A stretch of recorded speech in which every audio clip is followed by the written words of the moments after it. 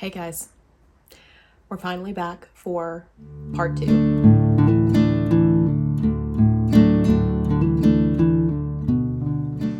Hey everybody, my name is Emily and welcome back to my channel.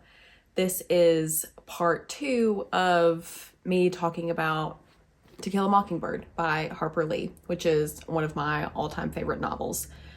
I did a video a week or so back starting to talk about this novel and just knew that I couldn't cover everything in one video and that would be impossible, so I decided I would do a part 2. So here we are. That's what we're doing today. And in the first video, I ended up talking more about Atticus and the trial. And so today I wanted to kind of focus on our narrator, Scout, who is one of the most wonderful characters. So many people adore her, and so she's who I want to focus on today. But as many of you know, Scout is a tomboy. She's independent. She's fiercely defensive of her loved ones, and she's a wonderful narrator. But because she's a child and we see the events of this novel through her eyes, it gives us a very different perspective. Because Scout is a child, perhaps she sees things more clearly than adults do because she's not weighed down by nuance and life experience and the perspective of other people that create an influence in us. So in many ways, she sees things much more starkly black and white than the adults around her do, but she also has no understanding and no comprehension of the workings of the world and why things are the way they are, because she doesn't have that life experience. And she doesn't yet know enough about human nature and human motivations and what might cause someone to act the way they do. Scout's growth and trajectory towards at least some greater understanding is told throughout the novel. And Scout does a relatively admirable job of trying to fight and resist this growth in herself, particularly as she sees it happen with her brother Jim and even her friend Dill. She starts to see them gain a little bit more understanding and comprehension than maybe she has. They start to have differences of opinion and react different ways to certain events, and she doesn't understand why they're responding the way they are, and she starts to feel this separation between them and herself when before they were all on equal footing, and now they have moved to this different space where she hasn't come to yet. And frankly, she doesn't really have a desire to go there, but she doesn't understand yet that it's kind of something that will inevitably happen to her. One of the times when she starts to see her brother Jim have a bit of a different reaction and response to an event is when Mrs. DuBose passes away. Mrs. DuBose was the elderly woman who was addicted to morphine, but that Jim and Scout had to sit with and read to. And they didn't know that she was in the process of dying. But when Atticus tells Jim that she's passed away and explains that she was fighting her addiction and that in a way Jim was helping her fight that battle, Jim has this very visceral reaction and he's just bereft. He becomes very emotional, and Scout is lost. She's lost. She has no understanding of why this would affect Jim so greatly. And she starts to just feel this separation between the two of them that she doesn't like. She doesn't like how Jim starts to treat her as more of a child than himself and starts to act like he can boss her around and starts to act like he knows more than she does. And this also even happens with their friend Dill, who is friends with Scout and Jim at the trial of Tom Robinson.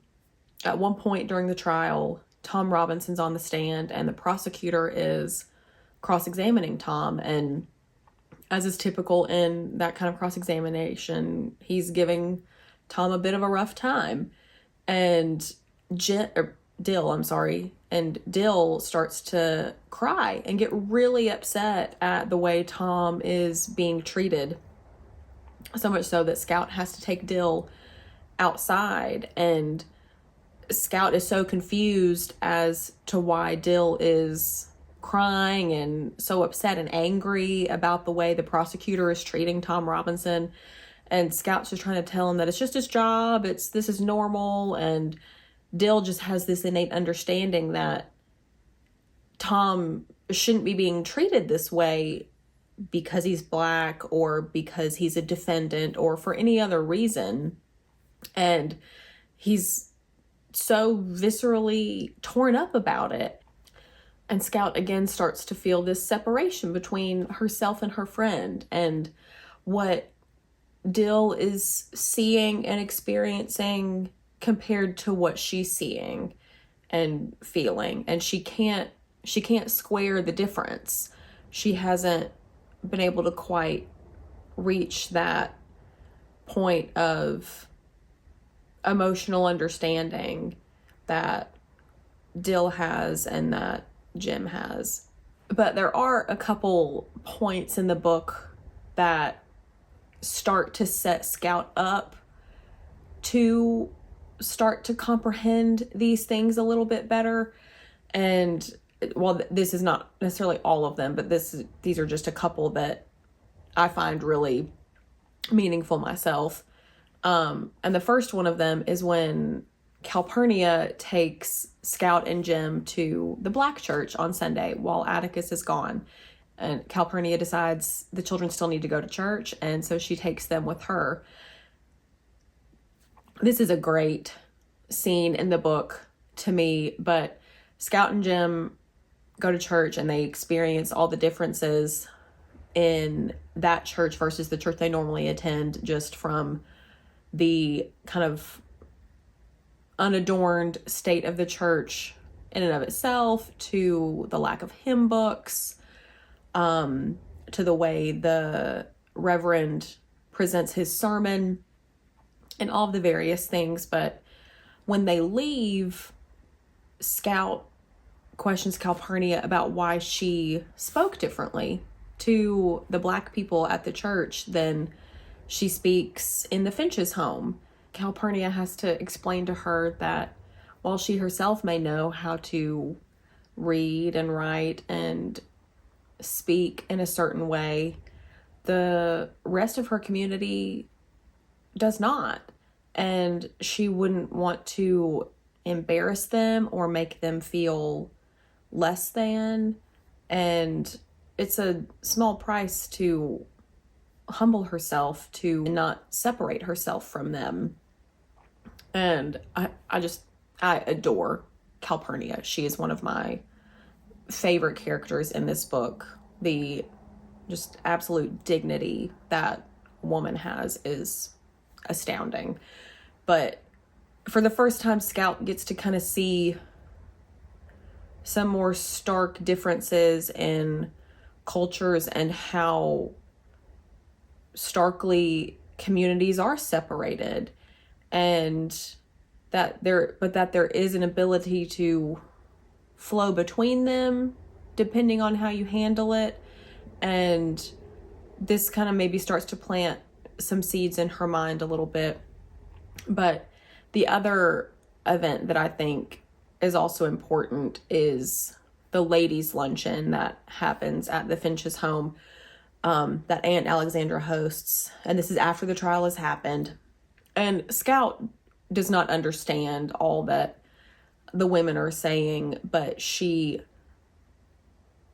I think, starts to recognize some of the hypocrisy of what some of them are saying and telling other people that they're not acting very Christian when it's very evident that they're not acting Christian themselves. And she starts to hear some of the ways they're talking about Tom Robinson's wife and other people, and it doesn't correlate with what she knows and what she herself has experienced and what she has witnessed in Calpurnia. And she starts to kind of develop this feeling of like, I don't understand this world of facades and veiled words. And so I think that's another event that kind of starts to settle in her and starts to give her a little bit of another basis to understand other people maybe and their wrongness and their hypocrisy. And this is, of course, it all culminates in when she is confronted face to face with Boo Radley at the end of the novel, and she is forced to strip away all of her preconceived notions and imaginings and judgments about this man when she's put face to face with him. And she starts to understand him just a little bit when she takes him by the hand and walks him back to his front porch. She starts to understand him a little bit, and she begins to see herself how perhaps he saw her, and that gives her a little bit of insight into the rest of the world as well, because she's finally able to maybe stand in someone else's shoes just a little bit, the way Atticus has tried to teach her. So it's just, there are so many little pieces of that throughout the novel that I think contribute to her ability to get to that point with Boo Radley. Many that I didn't talk about, but those are just a few. And I love Scout. I adore her. I love how she idolizes Atticus and defends him. And it's wonderful. And I will confess that I think there will be a part 3 to this, because there's just more I want to talk about. I think next time I want to just talk about the community of Maycomb and all the people, from Miss Maudie and Aunt Alexandra, Miss Stephanie Crawford, the Cunninghams, Miss DeBose. I kind of want to talk about the community of Maycomb as a whole, and its pros and cons and good things and faults. So, yeah, spoiler, I think there's going to be a part 3. Maybe this will be the thing of my channel where I can't film a single video talking about a book. It just has to be multiple. But I appreciate you listening to me talk about it again today, and I'll see you again in the next one. Thanks. Bye.